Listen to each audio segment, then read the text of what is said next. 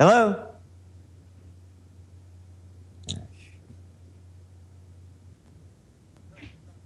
Hello, Alex?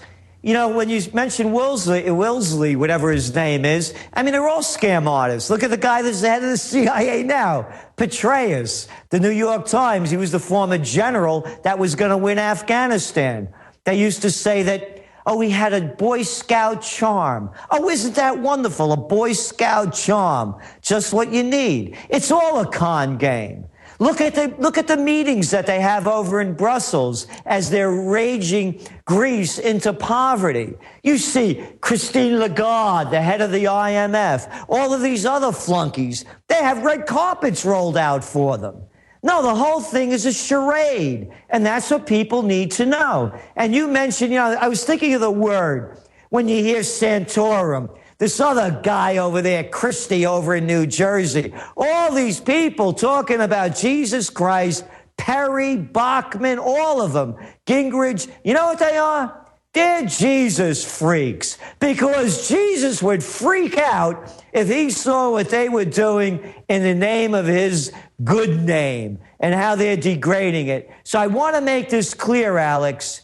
You're looking at gold prices going up. You're looking at oil prices going up, and if people aren't prepared for what's going to happen next, it's their fault. And I'm making it very clear, I do not give financial advice, but if you have your money in the bank, if you think Charlie Schwab is taking care of you, you deserve what you get if your dough isn't in your pocket, or for me, in precious metals.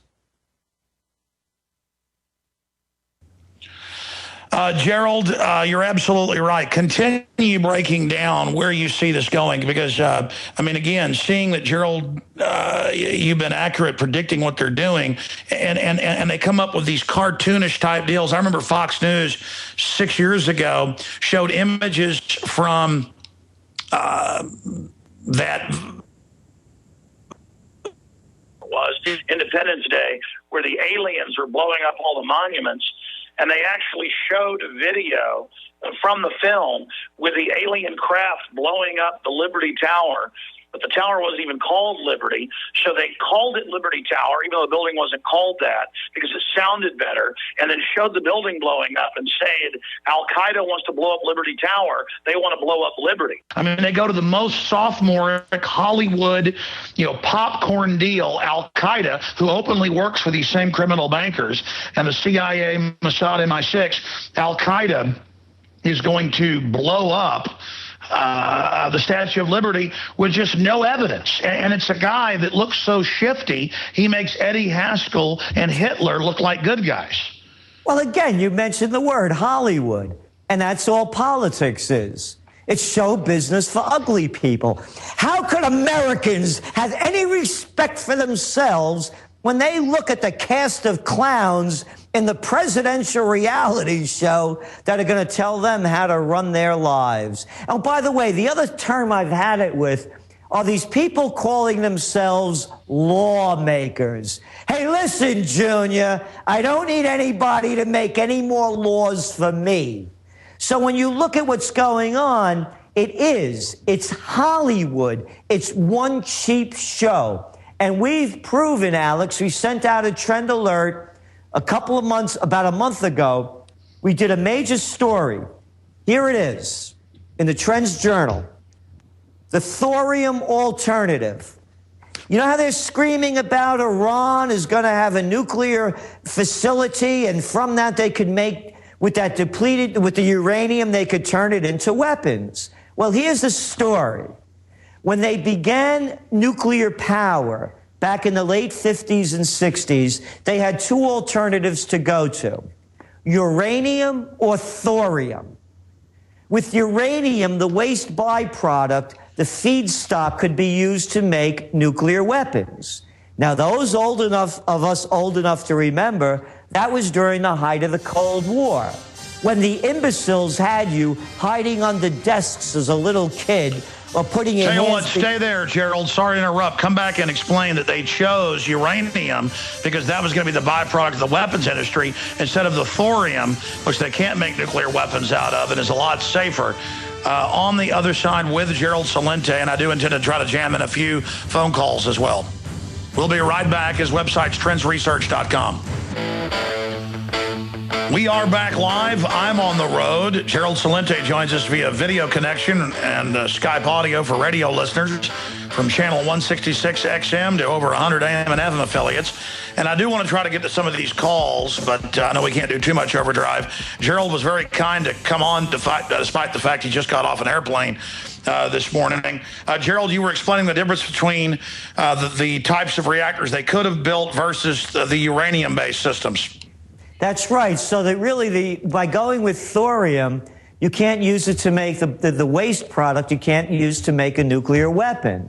So, of course, back in the 60s, when the whole world was, the Cold War was going on, they wanted to make nuclear weapons. Well, now in China, in India, in Brazil, in the Czech Republic, they're all developing nuclear power plants with the eye toward thorium.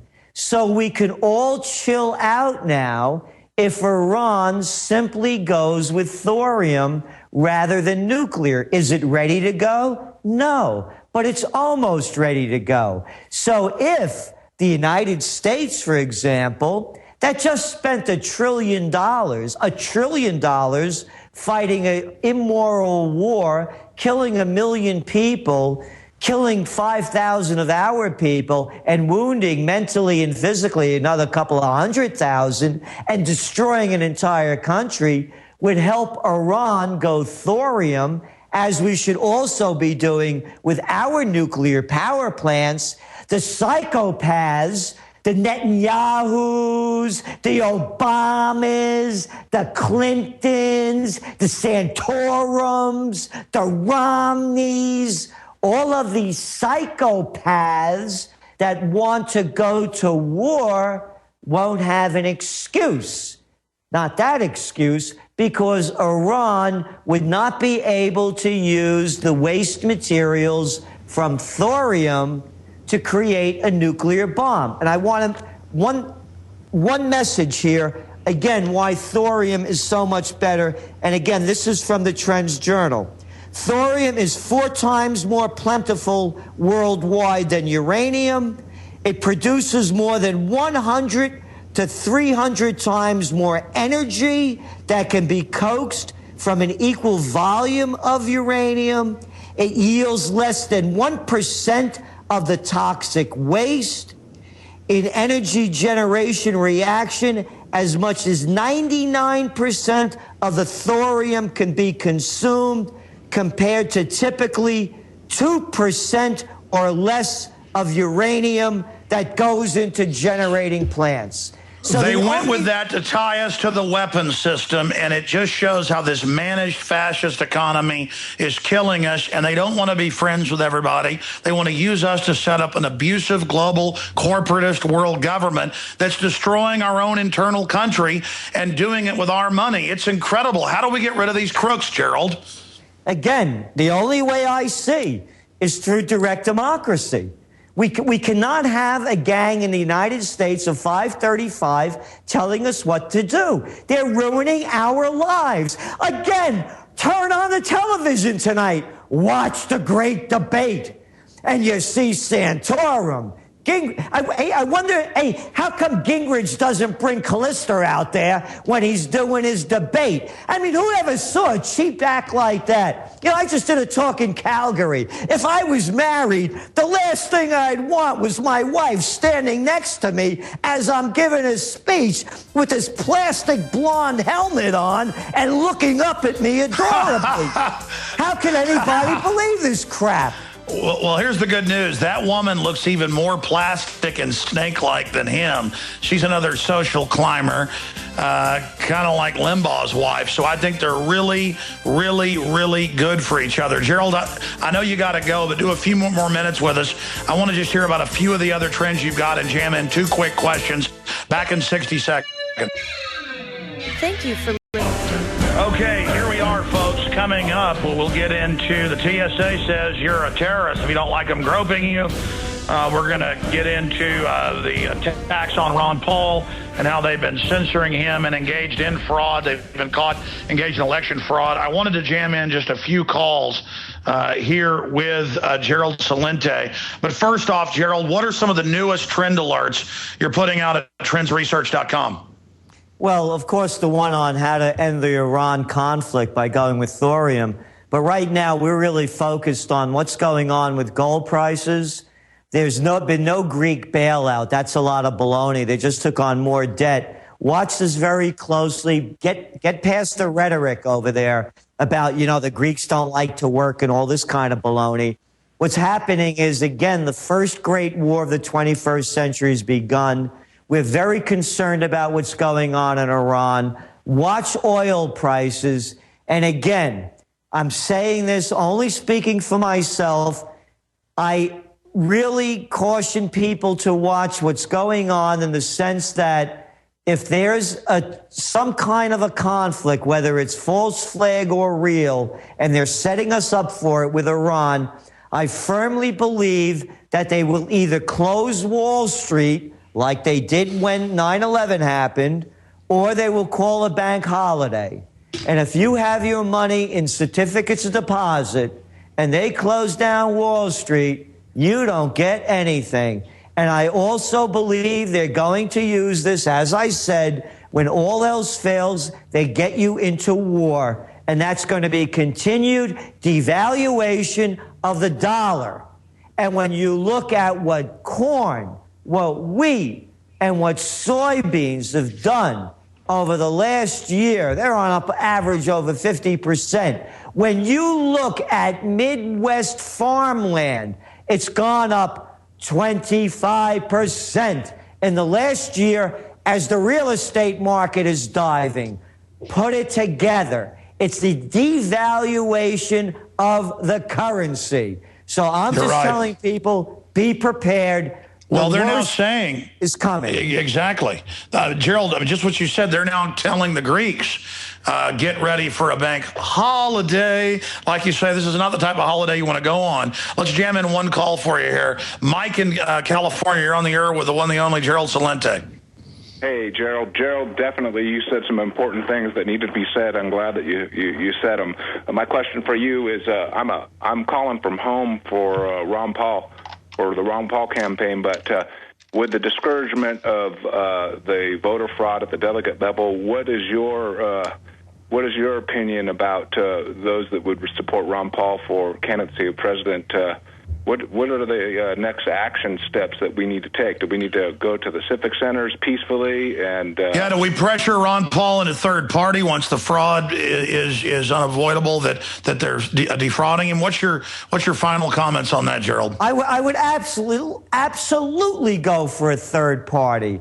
A Ron Paul and a counterbalance. I'll tell you what I would think, for example, the kind of Ron Paul ticket, if it doesn't work here, would be someone like a Ralph Nader on the other side. Not necessarily Ralph Nader. I call it progressive libertarian. But a unification ticket to bring everybody together. But exactly, if the Republicans have demonized him, cheated him, and are doing this, he doesn't owe it to the Republican Party or even Rand as a senator.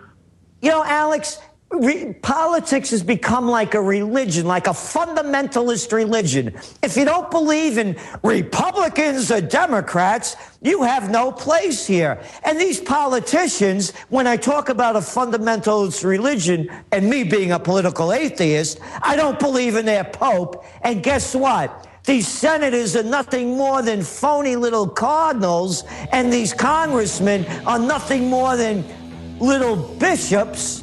And you're right. Incredible. Gerald, we're out of time. Thank you so much. Thank you so much, Gerald. Look forward to having you back up soon. Thank you. We'll be back tonight, 7 o'clock, InfoWars Nightly News. I'll be filing more reports at InfoWars.com. Watch this space. Great job to the crew and all of you out there.